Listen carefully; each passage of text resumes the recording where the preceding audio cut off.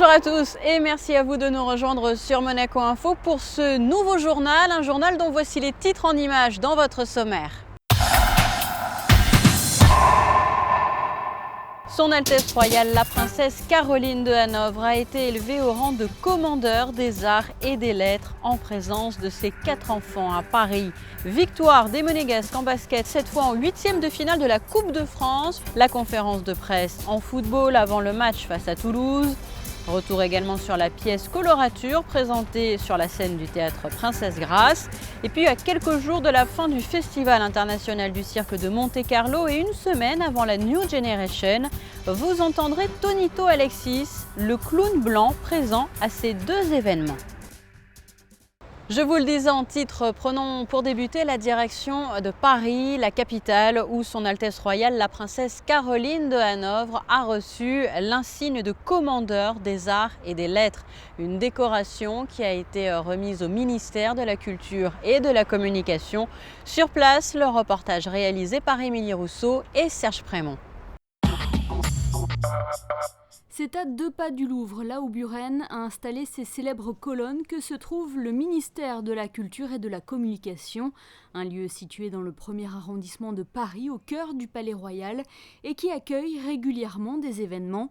Celui de cette semaine mettait à l'honneur la principauté, plus particulièrement son Altesse Royale la princesse de Hanovre, car elle a été élevée au rang de commandeur des arts et des lettres. Cette récompense est remise notamment aux personnes qui contribuent grandement au rayonnement de ces 2 domaines. Dans son discours, la ministre de la Culture et de la Communication, Fleur Pellerin, est revenue sur la fidèle implication de la princesse de Hanovre. Et c'est avec beaucoup d'émotion et en présence de ses enfants que la princesse a reçu cet insigne de commandeur des arts et des lettres. C'est un honneur et une reconnaissance et, comme je voulais le souligner, pour je crois, tout un effort que nous avons fait à Monaco avec toutes les personnes qui travaillent auprès de moi et qui m'ont aidé ou de près ou de loin. C'est sur une longue période un élan et un souffle qui est récompensé. Là, et on en est tous très fiers et ça veut dire qu'on va évidemment continuer et continuer ce lien tellement riche et profond qui nous unit à la France, à sa culture, à ses valeurs. Voilà. La princesse de Hanovre a toujours eu pour volonté de défendre la liberté des créateurs et de proposer, suggérer, de donner envie d'accéder à toutes les formes de culture et de connaissances.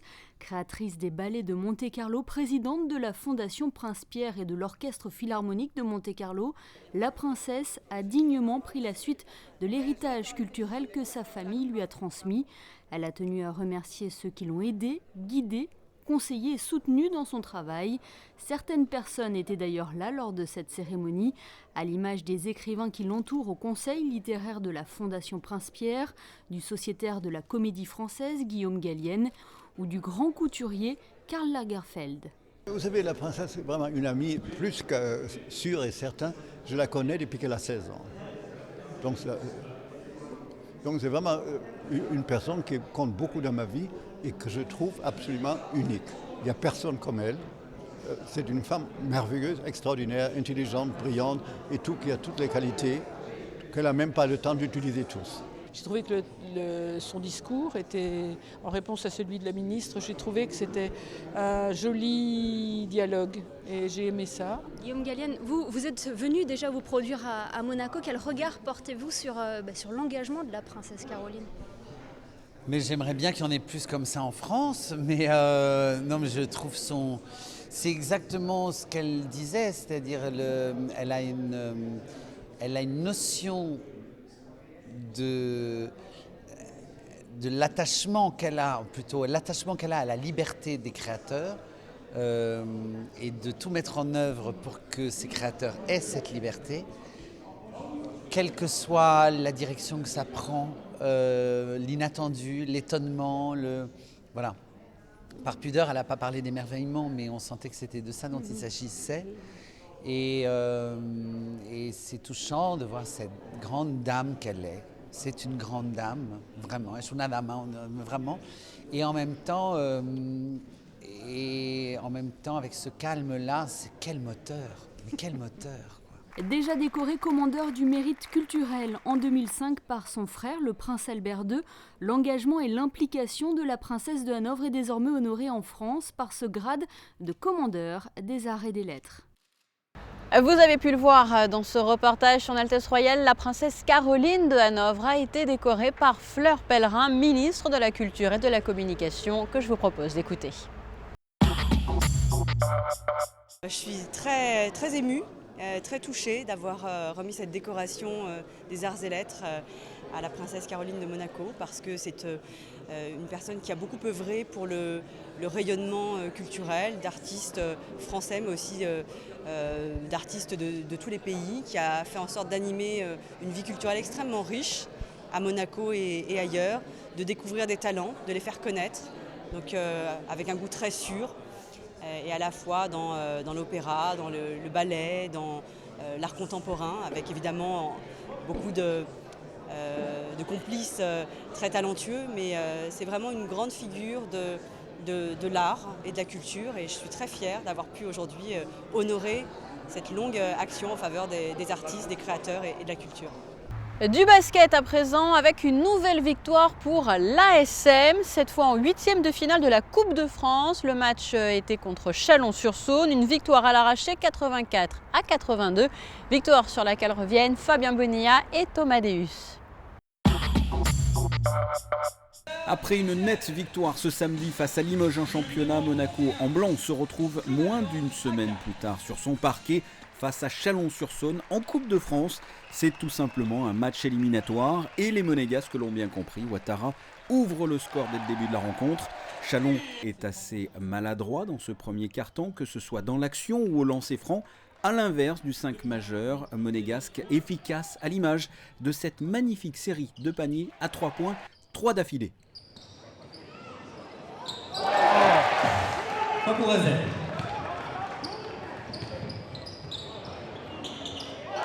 Fin du premier quart-temps, 27-22 pour la Roca Team. Deuxième quart-temps, Monaco, toujours plus réaliste, conserve son avance, la creuse même légèrement. On sent cette équipe monégasque sûre d'elle, dominatrice, conquérante.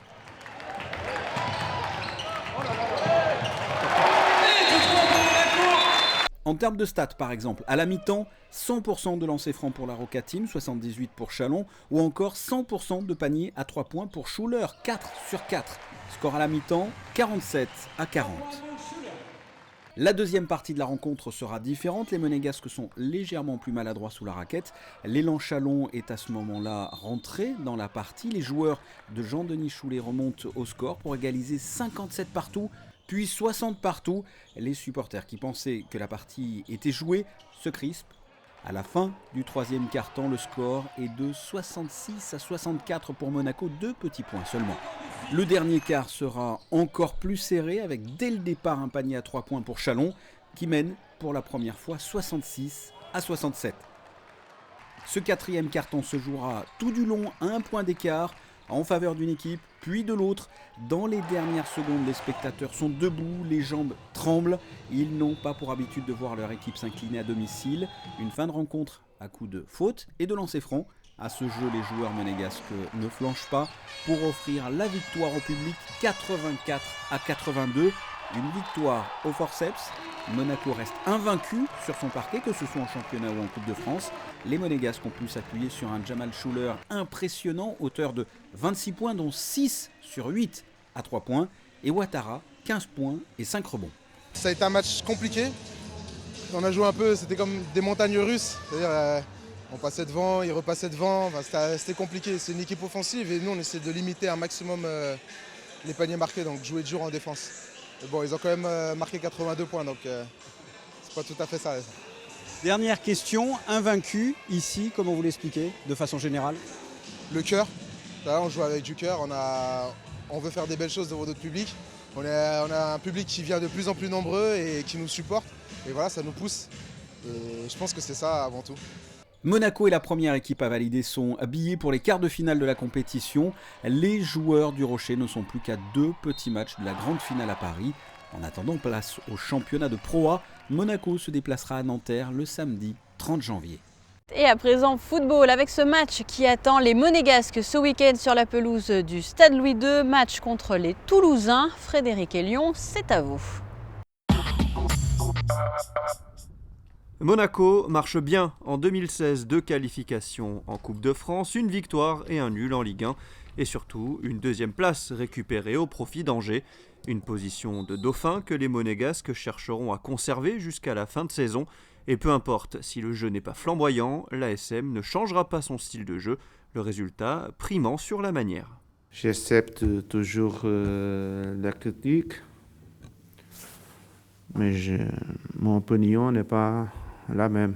Mon opinion, c'est que Monaco, c'est l'équipe qui bougeait plus de l'année dernière. C'est l'équipe qui s'améliore au classement de l'année dernière. Au contraire de les autres équipes, que tout le monde parle que joue bien, que c'est costaud, que c'est très joli, que c'est les autres choses, et qui sont derrière nous. Titularisé à 5 reprises cette saison en Ligue 1, Thiemoué Bakayoko a retrouvé le 11 de départ à Lorient le week-end dernier et espère enchaîner face à Toulouse, une équipe qui vient de poser des problèmes au Paris Saint-Germain. Je pense que tout le monde l'a vu, on a vu qu'ils ont réussi à bousculer Paris et qu'il y a très peu d'équipes qui l'ont fait cette saison. Donc il ne faut pas se référer à leur classement, ça va être un match extrêmement difficile. Donc il va falloir être hyper concentré et préserver notre avantage au classement. Blessés à la cuisse gauche sur la pelouse synthétique de Lorient, Nabil Dirard et Jérémy Toulalan sont forfaits pour ce match face à Toulouse. Encore un peu court, Wagner Love ne devrait pas être aligné. Voilà, c'est ainsi que nous refermons cette page consacrée au sport. Résultat bien sûr à suivre dès lundi dans votre mag Actu Sport présenté par Émilie Rousseau et Frédéric Elion.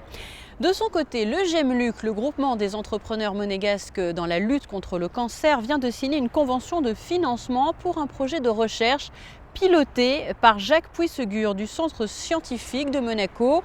Un financement à hauteur de 140 000 €. Je vous propose d'écouter à ce propos Jacques Puissegur du CSM. Le GEMLUC va permettre de payer par cette dotation, de payer le salaire d'un ce qu'on appelle un chercheur postdoctoral, c'est-à-dire qui a passé la thèse, qui se trouve là 29-30 ans, pour pouvoir faire pour elle-même une formation dans notre équipe sur le projet du cancer du pancréas. Donc elle a des lignées de cancer du pancréas pour commencer à regarder ces transporteurs et de savoir s'ils vont répondre à des inhibiteurs que l'on a déjà développés avec AstraZeneca en Angleterre.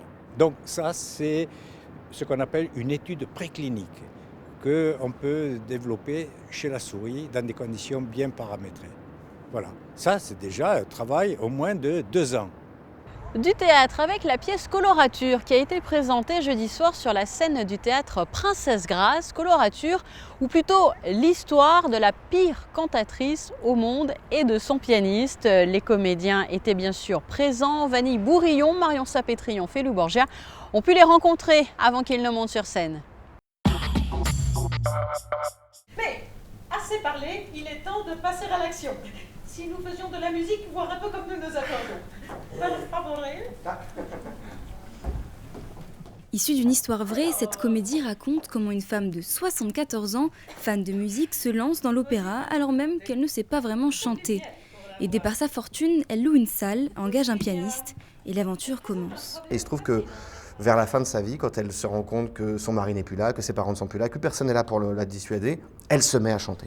Et donc, avec plutôt des difficultés, parce qu'elle n'est pas du tout douée pour ça, mais la pièce va raconter les 12 années de collaboration qu'elle a eues avec son pianiste, que j'interprète, et qui va être obligé de supporter ses couacs et ses humeurs pendant 12 ans.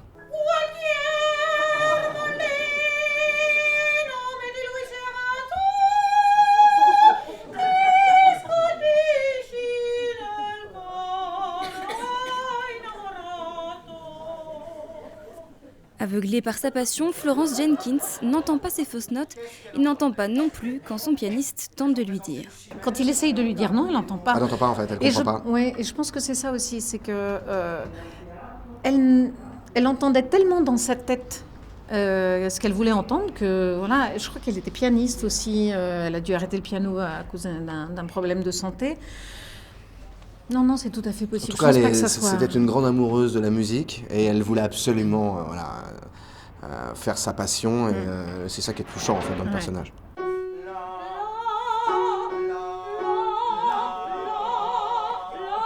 Vous voyez, c'est exactement ce que j'espérais.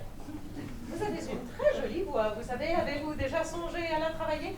Mais peut-être vous contentez-vous du tabouret du piano. Moi je ne le pourrais pas, mais bon, j'ai un tempérament. La difficulté principale pour Agnès Bove, qui interprète la cantatrice, c'est justement de devoir chanter faux, mais pas trop. Il ne faut pas non plus que le public grince des oreilles tout le temps, parce qu'il ne faut pas qu'il parte en courant, mais il faut que ça soit suffisamment faux pour que ça soit drôle. Voilà, il faut qu'il y ait des moments où on se dise « Oh, celui-là !» Mais il faut que ça soit quand même... qu'on reconnaisse un petit peu les airs pour ceux qui les connaissent.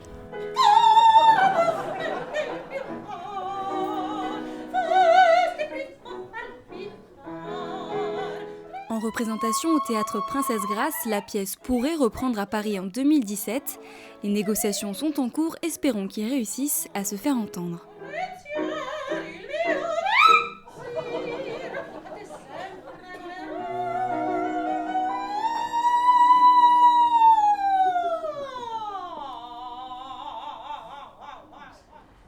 Je vous en parlais dans le sommaire de cette édition. Nous allons à présent quitter le Larvoto, direction le chapiteau Espace Fontvieille et ses abords pour retrouver l'invité du week-end. Il s'agit du clown blanc Tonito Alexis. Voilà, comme promis il y a quelques secondes, je me trouve donc avec le clown Tonito Alexis. Merci de nous accorder quelques minutes aujourd'hui. Pas de problème. Je sais que là, c'est l'heure des répétitions. Les représentations auront lieu jusqu'à dimanche. Donc, c'est vraiment très gentil à vous de nous accorder quelques minutes. Alors, Tonito, on va bien sûr parler du 40e anniversaire du Festival international du cirque de Monte-Carlo. Nous parlerons également de la New Generation. Mais tout d'abord, on va parler de vous. Et pour parler de vous, il faut bien sûr parler de votre famille, car je crois que l'on est clown sur plusieurs générations. Oui, je suis clown en 5e génération. Mon frère, il est clown aussi. La femme à mon frère, il est clown aussi. Les enfants à mon frère, ils sont clowns aussi. Et un jour, quand je vais avoir des enfants, j'espère qu'ils vont être clowns aussi. Et sinon, il doit être clown aussi. Alors, comment c'est arrivé? Comment est venue cette passion? C'est justement en voyant vos parents? Oui, j'étais petit. Et je me rappelais tout le temps que mes parents se maquillaient comme clown. Et la première fois que je suis entré en piste, c'était avec 4 années au Cirque Kron à Cologne, en Allemagne.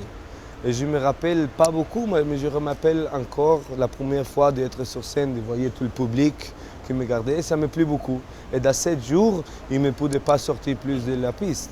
Tout le temps, quand mon papa s'est maquillé, je venais, je me voulais maquiller aussi. Et même si je n'ai pas travaillé, il me devait maquiller, sinon il y avait un grand scandale que je faisais. Et pour ça, dans 7 jours, c'était mon métier. Tonito, on vient de le voir sur ces images, vous êtes un clown blanc, c'est un clown traditionnel, j'allais dire. Est-ce que vous pouvez un petit peu nous le présenter? Oui, le clown blanc, c'est la part sérieuse de l'entrée classique du clown. Le clown blanc, il sait tout. Il est plus intelligent que les autres Augustes, mais à la fin du numéro, non. C'est eux, c'est celui-là qui sont intelligents et moi, ils me trichent. Vous faites aussi beaucoup de musique, on l'entend. Oui, je joue de la trompette, du saxophone, du trombone, du sousaphone, presque tous instruments de air. C'est devant. Mais de pianiste, batterie, ça ne me tombe pas. Et je joue tout par oreille, c'est pas de partition que je peux lire. D'accord. C'est quand j'avais 9 ans, mon papa m'a donné comme cadeau une trompette. Et il vous m'a dit, avez... mon enfant joue. Et là, j'ai commencé, j'ai aimé. Après, j'ai vu qu'il y avait beaucoup plus d'instruments et c'est un grand hobby. Alors ma copine ne me laisse pas plus entrer dans un magasin de musique parce que chaque fois que je entre, je sors avec un nouveau instrument. Je connais ça. Ma femme, c'est la même chose avec les chaussures. Moi, j'ai l'instrument. Tonito, on en parlait précédemment, c'est vrai que ce 40e anniversaire du Festival international du cirque de Monte-Carlo revêt bien sûr une importance toute particulière. Vous, mardi soir, lors de la soirée de gala, on vous a vu tenir entre vos mains le très beau clown d'or qui a été remis avec beaucoup d'émotion par le souverain à sa sœur, son Altesse Sérénissime, la princesse Stéphanie. Vous avez vécu ça aussi avec beaucoup d'émotion de votre côté? Oui, bien sûr, c'est une chose très que j'ai appris avec beaucoup d'honneur, que moi j'avais la chance d'être un grand festival comme ça, avec tous des gagnants de clown d'or, beaucoup des artistes, et moi j'avais l'honneur de ramener à Prince Albert le clown d'or. C'est un feeling que je ne peux pas mettre en parole, c'est une chose unique. Je ne vais jamais oublier dans ma vie ce moment. Alors, vous le disiez il y a quelques instants, ce grand festival. C'est vrai qu'il est immense ce festival et vous, je crois que vous y avez participé pour la toute première fois en 2003, vous vous en souvenez?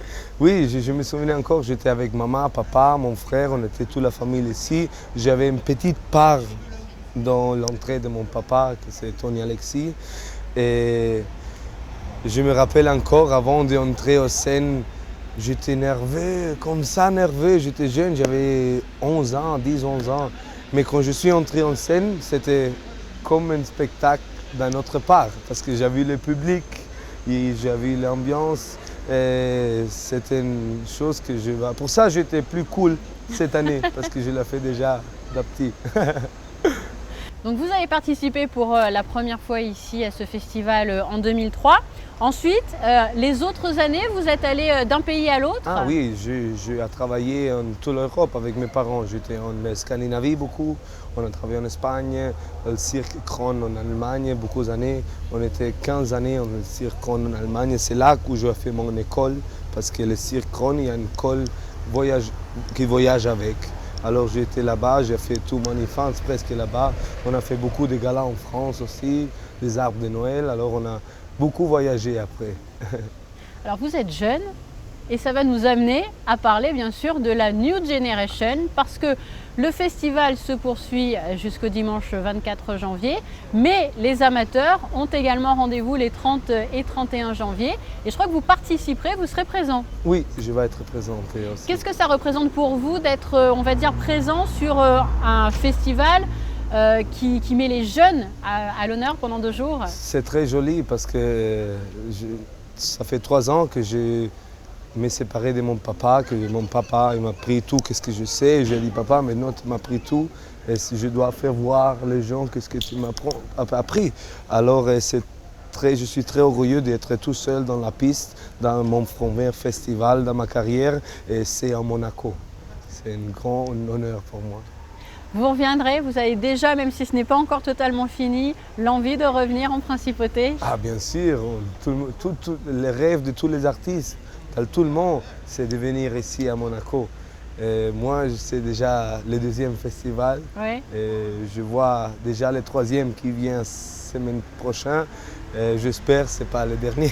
Bon, on vous le souhaite en tout cas, mais je pense que vous reviendrez. Merci beaucoup. Merci beaucoup, Tonito. Sous le chapiteau, il fait toujours beau, mais on va quand même faire un tour du côté des prévisions météo des jours à venir. Encore merci et à très bientôt. Samedi, un ciel nuageux dans la matinée, de belles éclaircies dans la journée, un temps calme, température comprise entre 8 et 13 degrés. Dimanche, du soleil et quelques nuages. Lundi, un temps très clément, de 10 à 15 degrés pour les températures. Et puis mardi, pour les jours suivants également, en alternance du beau temps et un ciel nuageux. Merci à vous de nous avoir suivis. À très bientôt et n'oubliez pas, le Festival international du cirque de Monte-Carlo se poursuit jusqu'au dimanche 24 janvier, suivi ensuite de la New Generation, les 30 et 31.